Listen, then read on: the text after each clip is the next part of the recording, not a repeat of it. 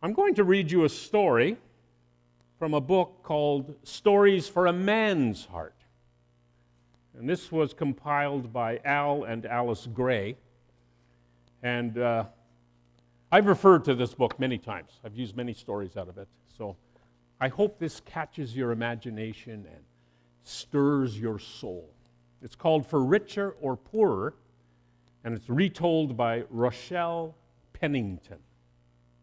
For Richer or Poorer. The wives who lived within the walls of the Weinsberg Castle in Germany were well aware of the riches it held: gold, silver, jewels, and wealth beyond belief. Then the day came in 1141 AD, when all their treasure was threatened. An enemy army had surrounded the castle and demanded the fortress, the fortune, and the lives of the men within. There was nothing to do but surrender. Although the conquering commander had set a condition for the safe release of all women and children, the wives of Weinsberg refused to leave without having one of their own conditions met as well. They demanded that they be allowed to fill their arms with as many possessions as they could carry out with them. Knowing that the women couldn't possibly make a dent in the massive fortune, their request was honored. When the castle gates opened, the army outside was brought to tears. Each woman had carried out her husband.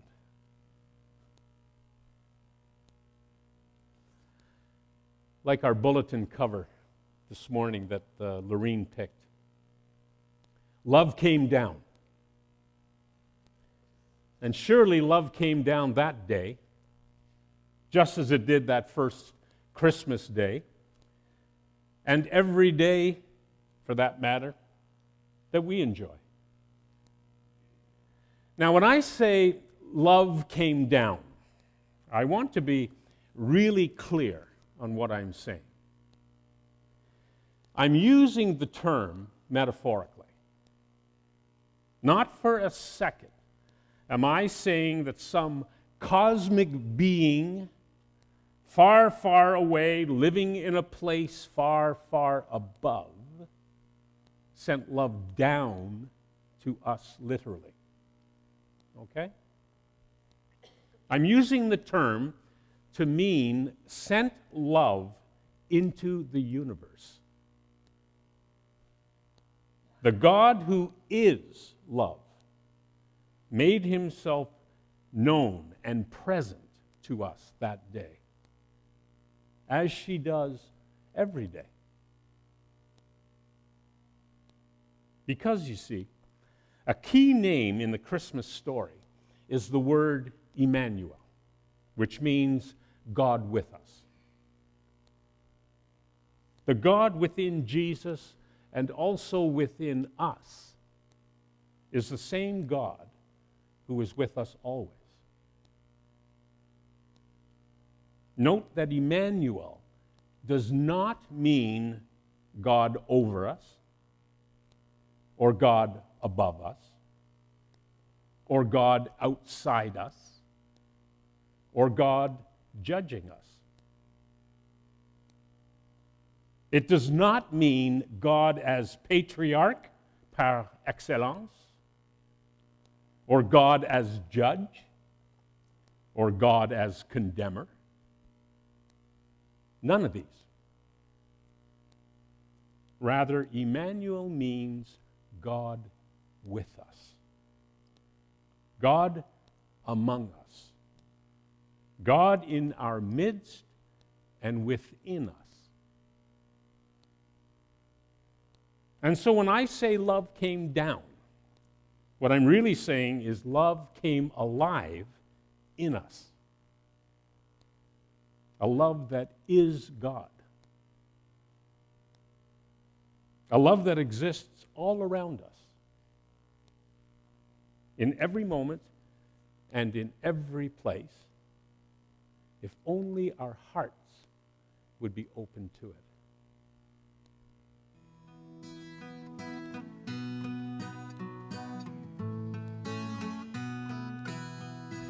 Infant holy, infant lowly, for his bed a cattle stall. Oxen lowing, little knowing, Christ the babe is Lord of all. Swift are winging, angels singing, Noel's ringing, tidings bringing, Christ the babe is born for all. Christ the babe is born for all.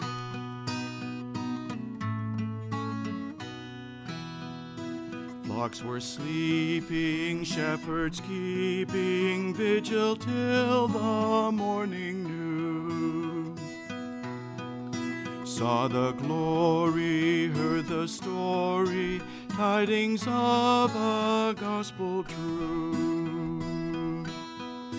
Thus rejoicing, free from sorrow, praises voicing, greet the morrow. Christ the babe was born for you.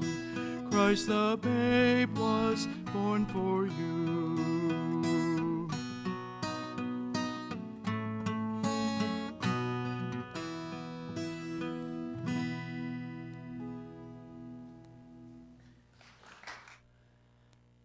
Let me read for you now another short story, Simple Wooden Boxes. And this is written by Martha Pendergrass Templeton.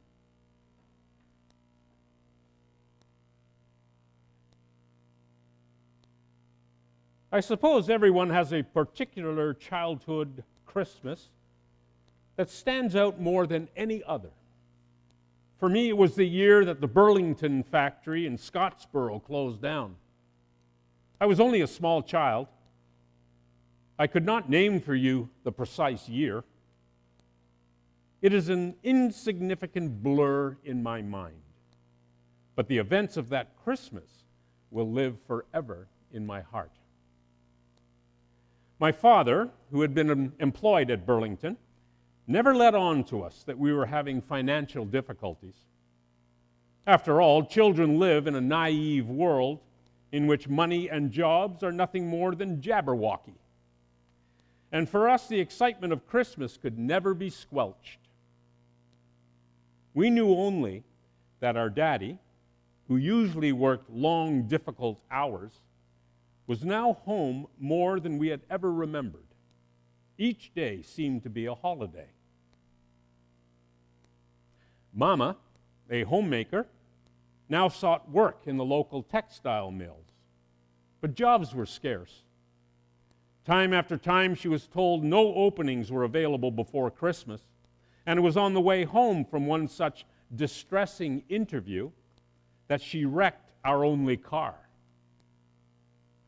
Daddy's meager unemployment check would now be our family's only source of income.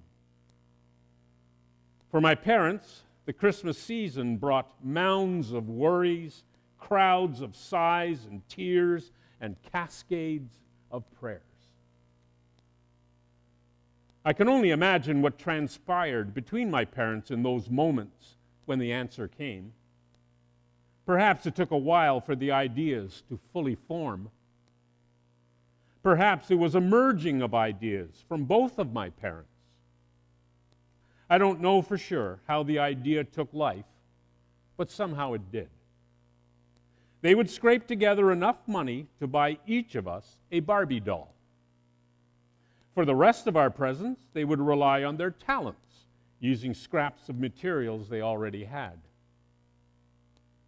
While dark, calloused hands sawed, hammered, and painted, nimble fingers fed dress after dress after dress into the sewing machine. Barbie-sized bridal gowns, evening gowns, Miniature clothes for every imaginable occasion pushed forward from the rattling old machine. Where we were while all of this was taking place, I have no idea. But somehow my parents found time to pour themselves into our gifts. And the excitement of Christmas was once again born for the entire family. That Christmas Eve, the sun was setting over the distant horizon when I heard the roar of an unexpected motor in the driveway. Looking outside, I could hardly believe my eyes. Uncle Buck and Aunt Charlene, Mama's sister and her husband, had driven all the way from Georgia to surprise us. Packed tightly in their car as though no air were needed, sat my 3 cousins, my Aunt Dean, who refused to be called Aunt, and both my grandparents. I also couldn't help but notice innumerable gifts for all of us, all neatly packaged and tied with beautiful bows. They had known that it would be a difficult Christmas, and they had come to help. The next morning, we awoke to more gifts than I ever could have imagined.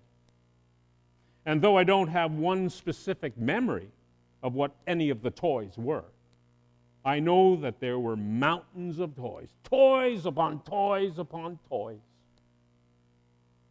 And it was there, amidst all that jubilation, that Daddy decided not to give us his gifts. With all the toys we had gotten, there was no reason to give us the doll houses that he had made. They were rustic and simple red boxes, after all. Certainly not as good as the store-bought gifts that Mama's family had brought. The music of laughter filled the morning, and we never suspected that hidden somewhere we each had another gift. When Mama asked Daddy about the gifts, he confided his feelings, but she insisted he give us our gifts. And so late that afternoon, after all of the guests had gone, Daddy reluctantly brought his gifts of love to the living room. Wooden boxes. Wooden boxes painted red with hinged lids so that each side could be opened and used as a house. On either side was a compartment just big enough to store a Barbie doll. And all the way across, a rack on which to hang our Barbie clothes. On the outside was a handle, so that when it was closed, held by a magnet that looked remarkably like an equal sign, the house could be carried suitcase style. And though I don't really remember any of the other gifts I got that day, those boxes are indelibly etched into my mind. I remember the texture of the wood, the exact shade of red paint, the way the pull of the magnet felt when I closed the lid, the time-darkened handles and hinges. I remember how the clothes hung delicately on the hangers outside, and how I had to be careful not to pull Barbie's hair when I closed the lid. I remember everything that is possibly rememberable, because we kept and cherished those boxes long after our Barbie doll days were over. I have lived and loved 29 Christmases, each new and fresh with an air of excitement all its own, each filled with love and hope, each bringing gifts cherished and longed for. But few of those gifts compare with those simple wooden boxes. So it is no wonder that I get teary-eyed when I think of my father, standing there on that cold Christmas morning, wondering if his gift was good enough? Love, Daddy. Love is always good enough.